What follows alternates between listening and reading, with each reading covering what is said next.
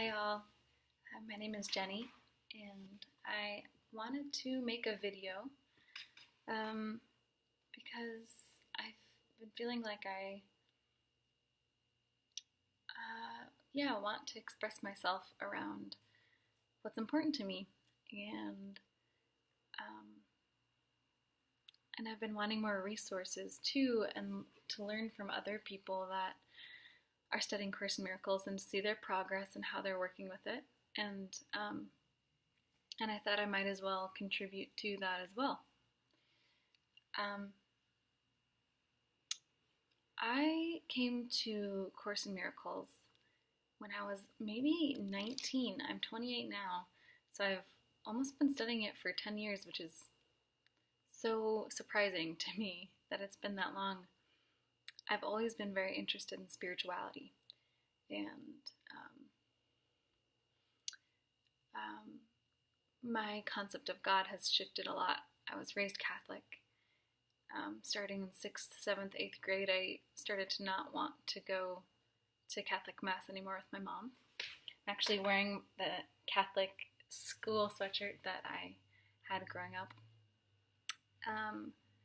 and was very rebellious against Catholicism and in the sense of being forced to believe in something that I had no personal connection with. Similarly, when I was around that age, I thought it was ludicrous that people were being baptized into a church before they even knew what the church was about, whether they believed in it or not. And so I was very confused by that and felt super angry and really rebellious against that at that time. I've since started enjoying Catholic churches as a side note, just because of the quiet spaces that they can create, and find that the church represents kind of the grandness that I sense that God is. So, but walked away from Catholicism for a while and started getting into meditation toward the end of high school, and especially my senior year. When I was an exchange student in Germany,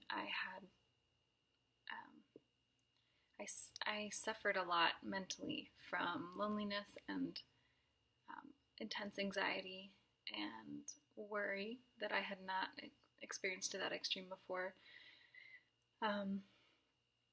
And I think when one is in crisis in that way, one opens themselves up to a different way. And so I remember writing a letter to God, who at that point I didn't have a strong connection with. I didn't know.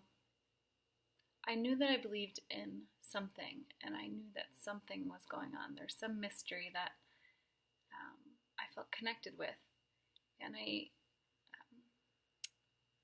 before that point, connected to that place mainly through writing, through poetry, through different forms of art. And but at that point I didn't know. In fact, I was embarrassed to call it God because I was really turned off by the way that the Catholic Church, for instance, is run. Very patriarchal, very money-based in some ways.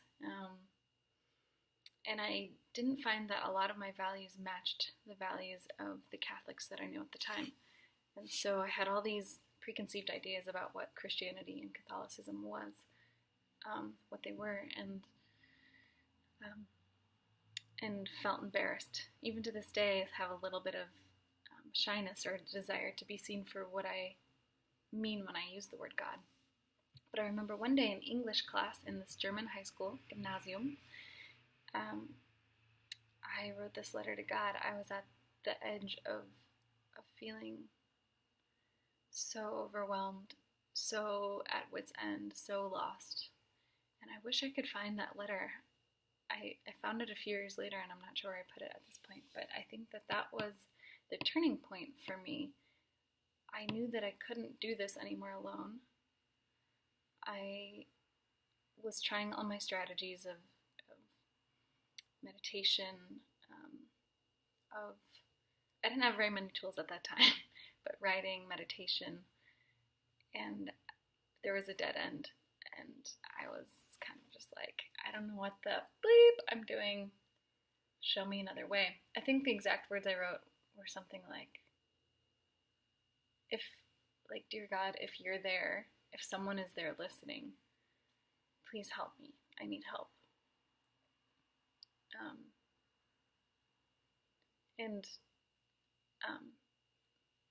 As I've been hearing from different teachers of A Course in Miracles, and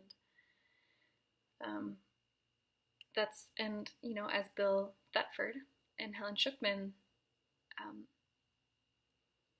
did as well, they essentially said in the middle of their heated argument, Helen Schucman being the scribe of the Course and Bill Thetford being the editor and the support for Helen while she was channeling Course in Miracles, they had a moment in their really intense, conflict-filled relationship where they just said, like, there's got to be a better way, meaning a better way to relate to each other. And Bill said that, I think, and then Helen said, I'll help you find it.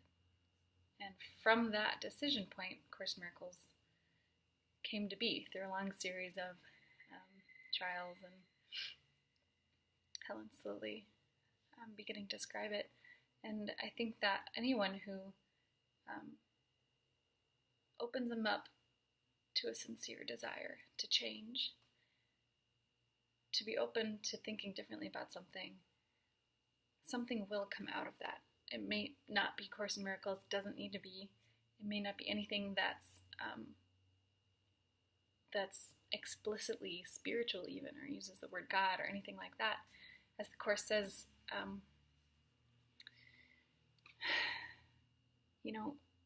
each person has their own individual curriculum from which to learn their lessons.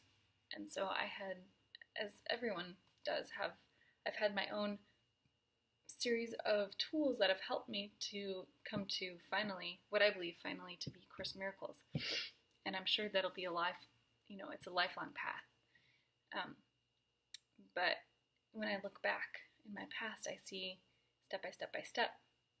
Perhaps to go back to my story of when I opened up to God's help in that English class, writing that letter to God, I want to say it was a few days later. Oh no, it wasn't. There was a couple books that I won't mention because it's not feeling alive to mention what books they were, but my uncle sent me a couple books that kind of rang true and opened my mind up a bit. And actually my brother had sent with me to Germany a book called Where Are You Going by an Indian man that I can't remember the name of.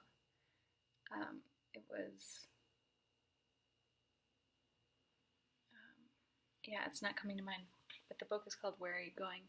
And that rang really true too, and I kind of saw those as like a quick catch-up for things that maybe in the past, I'm a believer in past lives and future lives, that maybe it was kind of a catch-up to refresh my mind on those things that in some part of my mind I already knew.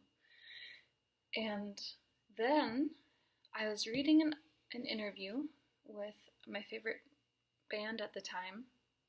They're a duo called The Books, Nick Zamuto and Paul DeYoung, which has since broken up.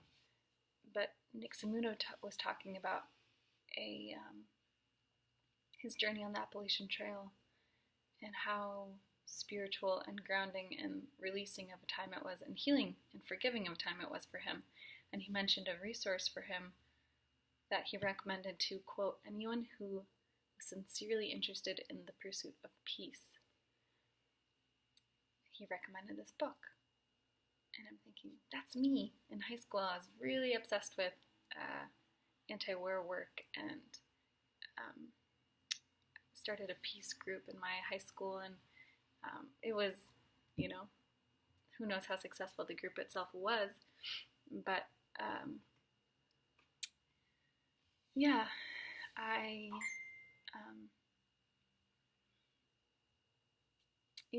I knew I had sort of a light bulb that was like, yeah, that's a yes. And the book was Peace Pilgrim. I'm going to grab it because I think it's a great resource.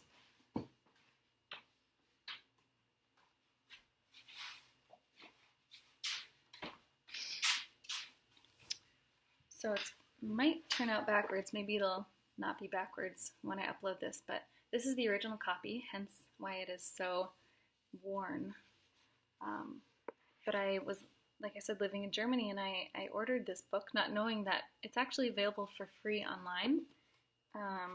Just if you just look up Peace Pilgrim, her life and work in her own words, and there's a website, and through donations, she says when the student is ready, the teacher will appear.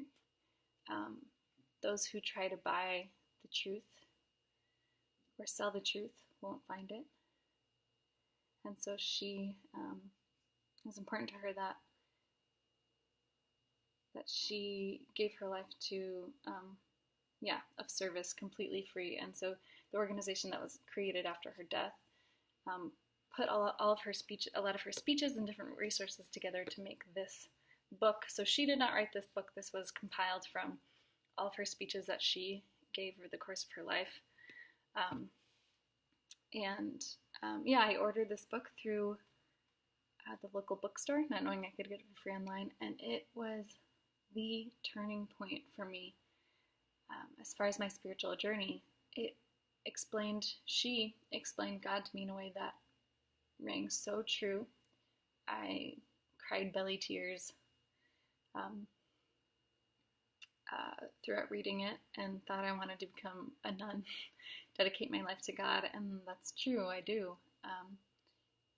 And it's never felt more true than when I read this book. And this book held a lot of spark and magic, it's a loaded word with how the Course uses it, but it provided the spark for me, reminding me of God. Every time I read it for a long time, I feel that I've since outgrown what I needed to learn from this book, although it's still an excellent resource. And just to say quickly, she is, I'd like to call her a sage, a mystic that dedicated her life to peace. She found that the life that she was leading felt very meaningless, and she was walking all night through the woods once, came to a moonlit glade, as she says, and opened her up sincerely. I think the key word there is sincerely, to God's presence, and wanted to find a meaningful way of living. And she said a great peace came over her, and she felt this deep willingness to give her life to peace. And so she spent the rest of her life, I think it took her 14 years. The numbers 8 and 14 are in my head, I'm not sure which. That many years to, as she says, develop completely that willingness to live her life in line with God's will, to develop, inner peace, enlightenment. And as she says, and I think as any great teacher says, this is only one way. It is not the way. The Course is not the way. There's tons of ways that'll lead to the same mountaintop. And she even has a little chart in the back of her book that charts her progress.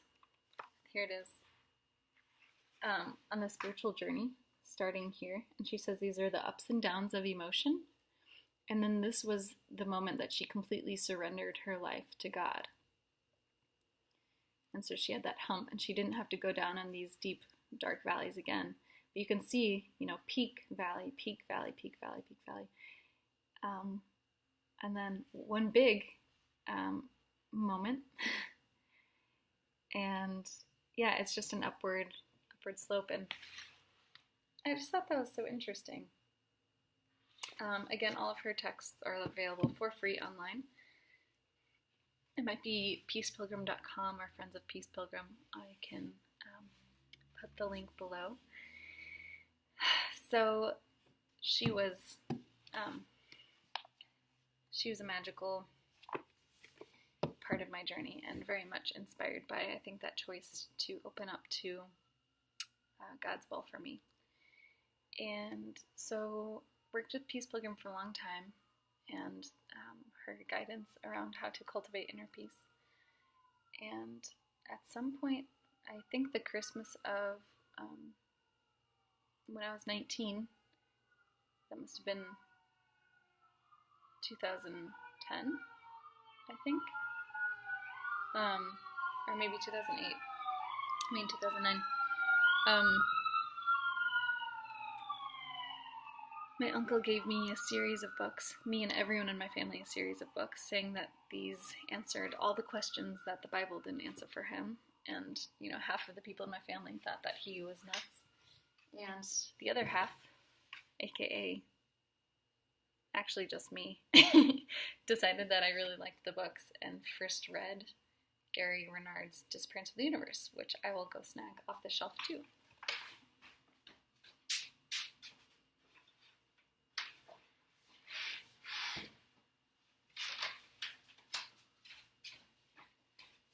I'm bringing all the books. He gave us 3. I don't have one of them with me, but he first gave Disappearance of the Universe, which I ended up reading first, kind of coincidentally, and it turns out is the right, the perfect thing to read first because it provides a really clear and funny and super accessible understanding of the Course. And he says, and the teachers herein say that you can start the workbook of A Course in Miracles after reading this, that you'll have developed enough of an understanding of the concepts of Course in Miracles to be able to start the workbook of A Course in Miracles, even if you haven't read the text of A Course in Miracles. So this book, I was so scared to read it. Well, I was really excited, and I read it through, maybe halfway through, and then I was like, this is super radical. Is this actually for me? And I haven't looked back. It's been, a go-to resource and tool for me to bring me to where I am now. So I highly recommend this, Disappearance of the Universe by Gary Renard. The subtitle is Straight Talk About Illusions, Past Lives, Religion, Sex, Politics, and the Miracles of Forgiveness. So this is kind of a entryway to the book Course in Miracles. I think that if you've read this, then you can start to tackle this. And some people might just want to tackle this first, and of course that's fine. This is what worked for me. And so,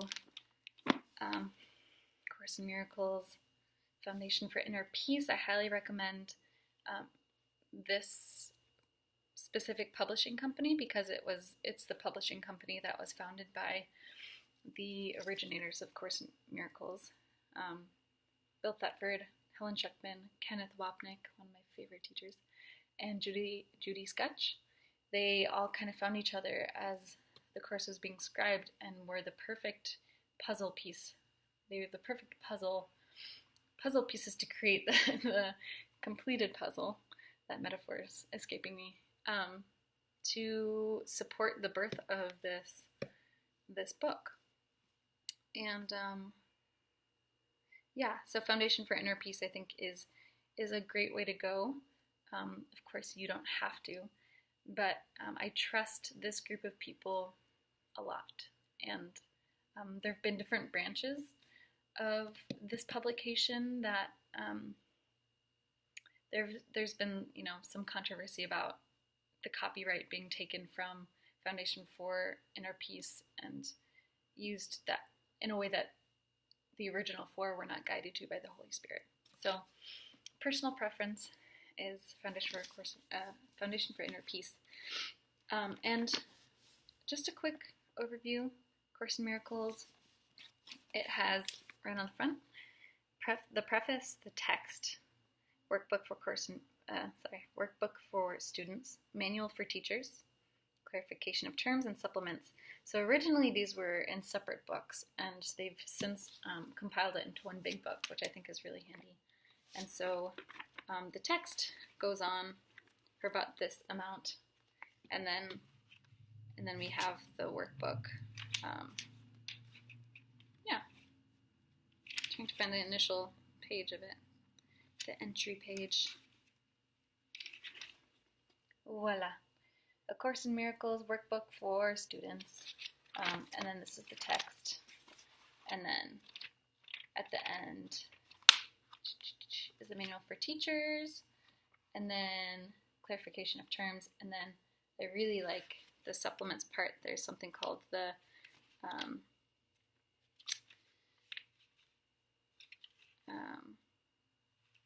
something of prayer. What is it? True prayer. I thought there was a different name. Yeah, but their section on true prayer is really beautiful and essentially talks about how true prayer is silently being with God and experiencing God. Whereas in the Western world, in Christianity, we've come to think that prayer is speaking and talking to God, where really it's about listening to God. Peace Pilgrim says something similar about we talk all day to God about what we think needs to be done, and ideas that we have about how we should work in the world, whereas we would do really well to sit quietly and remain open and receptive to listen to God's guidance. And I think I'm going to continue that train of thought to say there's a beautiful part in Disappearance of the Universe that continues that thought of true prayer. There's a section called Original Prayer. I don't know if the section's called that, but they talk about something called Original Prayer. And they give you kind of a format that you can employ this original prayer, and it kind of walks you through a visualization of putting all your thoughts and worries and needs on an altar to God, and then letting that disappear unto God, and imagining the true light, the white light, God's love enveloping you. And Gary Renard, through his teachers, says if you just do that 5 minutes in the morning, 5 minutes in the evening, it's a great way to experience Source and experience who you really are, and in addition to that, a side benefit of that, because the true gift is to be with God and to remember who you really are, and a side benefit is receiving guidance about how to act in the world. So, of course, the world does not exist, and yet our experience is that it does. And so the Holy Spirit doesn't leave us hanging, doesn't leave us thinking that we're alone here, because we can be of use to God and God's will.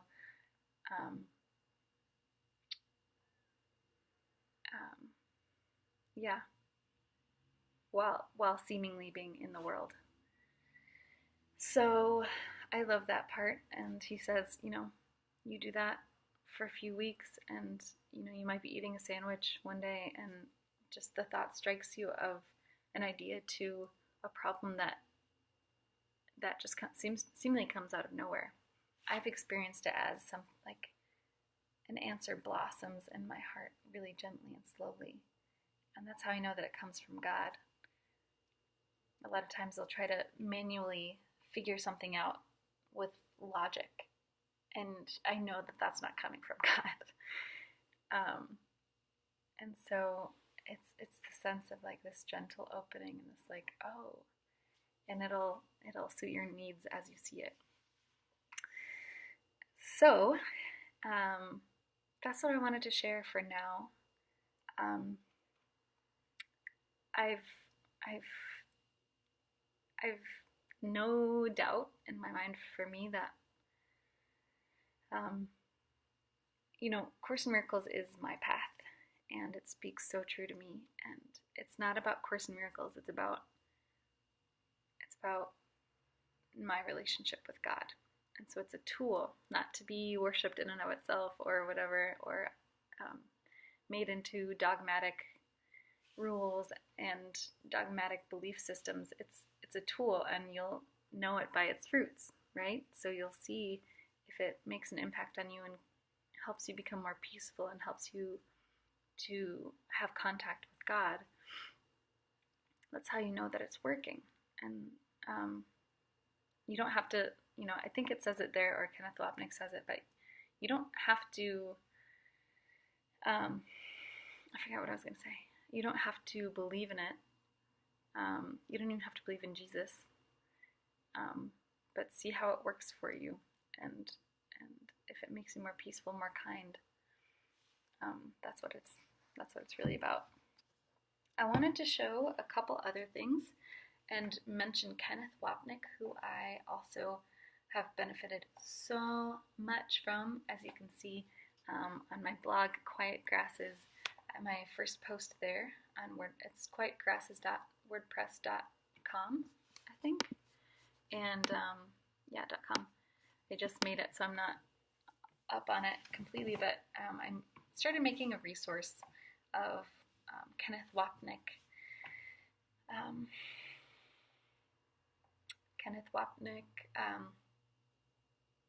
Resources. There were Foundation for Course in Miracles, which is an organization that he and his wife Gloria made. They have uploaded tons of educational lectures that are about 10 minutes long by Ken Wapnick, and those are all free and accessible, and those are super helpful. Is that all I was going to say about that? Yeah, so there's that. Oh yeah, so basically I made a list on my first blog post about different resources that I found on the internet from Ken Wapnick. So it has the lecture series from Ken, and also I wanted to compile different written interviews that I find online and different video interviews I found online, because they weren't all in one place. Like I said, there's the Foundation for Course in Miracles list of interviews. The Foundation for Course in Miracles YouTube channel has this lecture series, but there's all these stragglers, and I'm like, I just want them all in one place because I benefit so much from Ken's teachings and really just who he is as a person. I just can feel his sincerity and his integration, firsthand experience of this work. So I'll just show a couple books by Ken Wapnick. I think a good one, if you want to understand how the Course in Miracles was created, and also see firsthand how divisive the ego can be, as exemplified by Helen Schuckman's personality. Super spiritual human person, and really imprisoned by the ego, and when I say that, she was choosing on some level to be imprisoned by the ego. So I think Ken's book, Absence from Felicity, is a cool, helpful, fascinating book. I think so Ken Wapnick is fairly intellectual, fairly heady in a way. He is a trained academic. He's since passed. He passed in 2013, but so it's a definitely different vibe from Disappearance of the Universe. Disappearance of the Universe is like super accessible. I'd say Ken is a little bit more academic, and I really like his style personally. Might not be for everybody, but yeah, this kind of explains how he met Helen and Bill, what their relationship was like, what Helen and Bill's background was, you'll find that they are really tumultuous people, which does not mean that they're not spiritual. And I think that that was really, I almost think that that was intentional, that Jesus chose Helen and Bill to be the ambassadors of, or the birthers of Course in Miracles. That like, and same with Gary Renard. He had teachers appear to him too, and they're all very human, very ego-filled people. Of course, there's also God within each of them, and that's why they're able to have these symbols of God appear to them and have it ring true. But yeah, I think that's very heartwarming and encouraging for me to see that other people aren't pure saints, that are and yet have these connections to God. Peace Pilgrim, I was really hard on myself because Peace Pilgrim's like this like purist, super saintly woman, and it was inspiring to me for a long time, and I think it's what I needed. But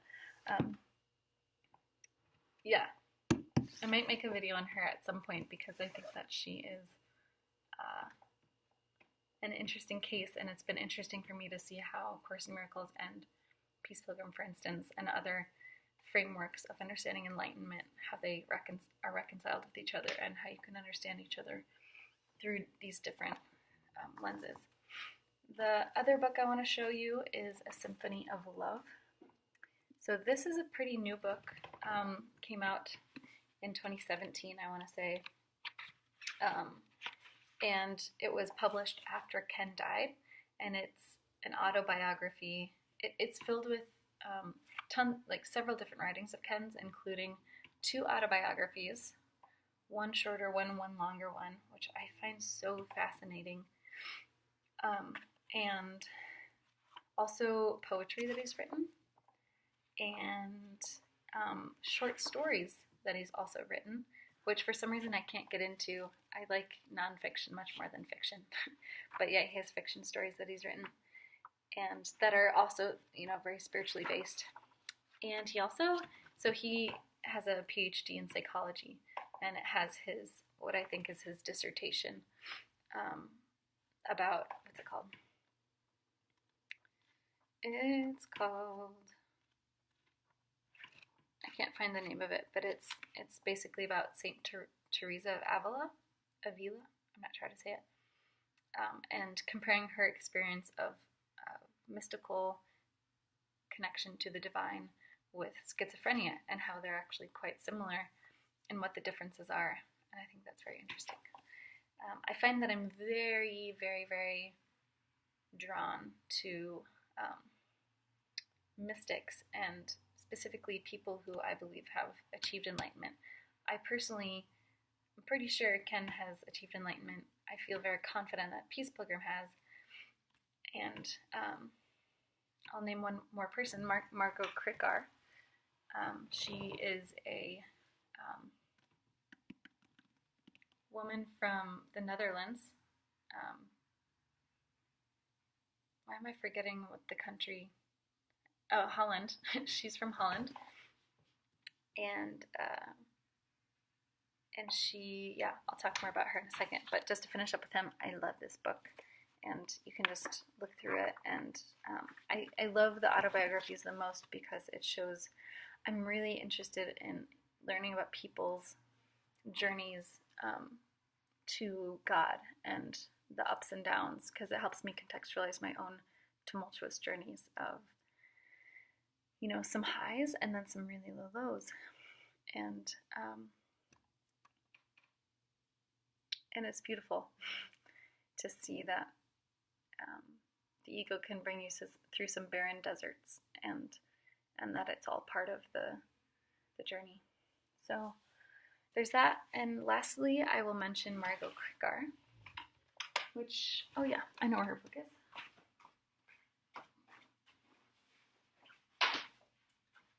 So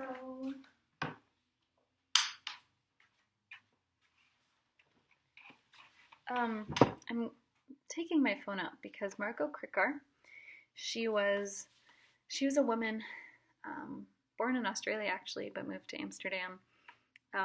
She is, I would consider, a mystic, and she has 2 books that I've read that detail, specifically her first one details um, her journey to God, essentially. I'm going to try to show you the cover of this book. It's only available as an ebook, but it's called Awakening in Love. Yeah, this isn't going to show up. Yeah, but it's called Awakening in Love, The Spiritual Path of A Course in Miracles, and I found that book so helpful.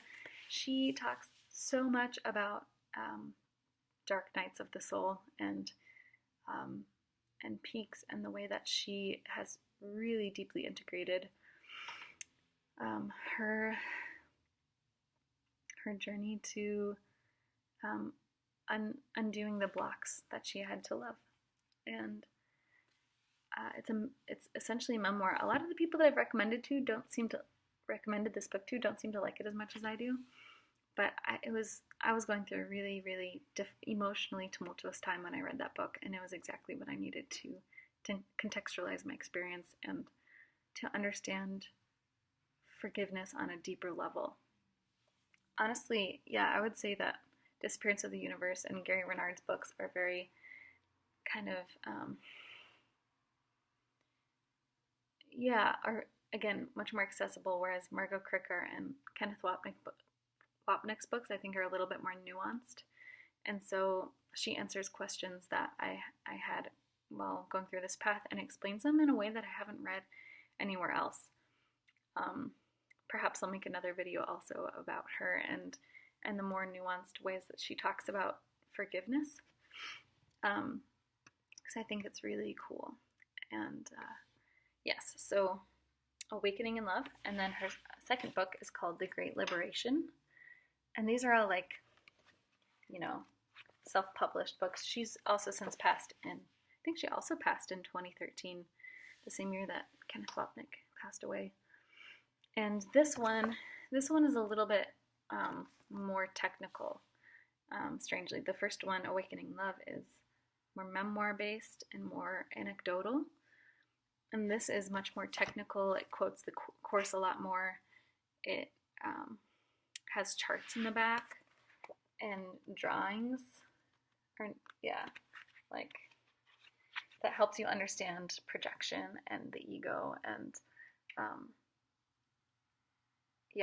and how to do all these things. So I think it's really interesting, and I'm like so happy that there are people that are as obsessed with Course in Miracles and stuff like that, and understanding again the nuances of it as much as I am interested in it. And I'm so grateful to Margot, and I'm so grateful to Kenneth Wapnick, so grateful to Gary Renard, and just grateful to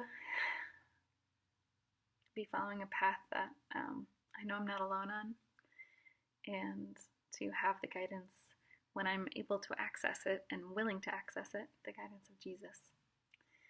So I'll leave it at that. I know this is a long video. Apparently I have a lot to say, so hopefully I'll make more videos. And if you watch this, let me know if something spoke to you, if it was helpful in any way. And I'll see you next time.